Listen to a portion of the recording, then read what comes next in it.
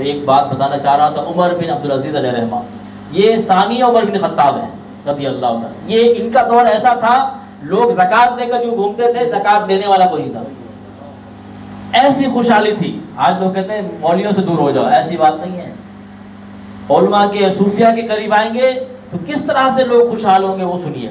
عمر بن عبدالعزیز علیہ رحمہ نے اپنی رعایا لوگوں کا امتحان لیا، پوچھا من احمق الناس، تم میں سب سے بڑا بیوقوف کون ہے؟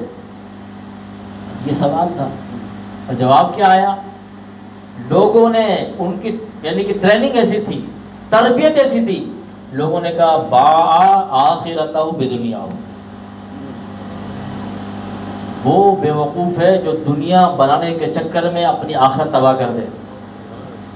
یہ ایسا پیغام، اب یہ بہت اچھا پیغام تھا، لیکن آپ نے کہا اس سے بڑا بیوقوف نہ بتاؤں، اس سے بڑا بیوقوف نہ بتاؤں۔ لوگوں نے کہا بتائیے، آپ نے کہا باع آخرتہ بدنیا غیرہ،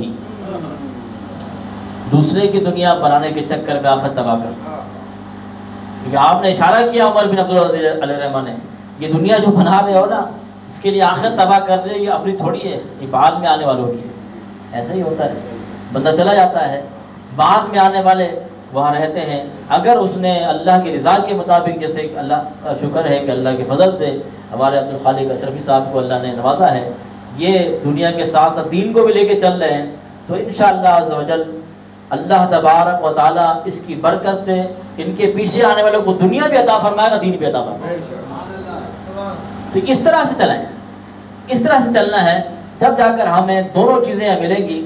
تو رعایا کا جب ایسا ہوا نا، تو پھر یہ تربیت کیسے ہوئی؟ علماء فرماتے ہیں کہ ایسے ہوئی کہ آپ نے رعایا کو سمجھایا تھا ایک بات، آج ہمیں کچھ اور سمجھایا جا رہا ہے۔ عمر بن عبدالعزیز علیہ رحمہ نے سمجھایا تھا ان استطاعت فکن عالما، اگر تم میں صلاحیت ہے تو عالم بن جاؤ، فإن لم تستطع فکن متعلما، عالم نہیں بن سکتے علم سیکھنے والے متعلم بن جاؤ، جیسے ماشاءاللہ آپ آئے ہیں، بھلے سے 1 گھنٹے کے لیے آئے، آپ متعلم ہیں، ضروری نہیں ہے کہ درسگاہ میں جائیں گے متعلم ہوں گے، علم سیکھنے کے لیے آ گئے متعلم ہو گئے۔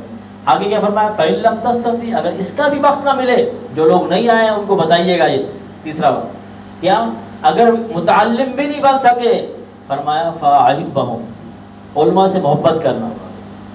آگے فرمایا فإن لم تستطع، اگر یہ بھی نہیں ہو، تمہارا دل اتنا سخت ہو چکا ہو، علماء سے محبت کرنے کے لیے دل نہ ہو، فرمایا فلا تبغضوا، تو بغض نہ رکھنا۔ یہ پیغام یہاں سے ملتا ہے، اس طرح ماشاءاللہ یہ محبت کرتے ہیں علماء سے۔ یہ پیغام آپ اپنے آپ کو دیں اور اپنے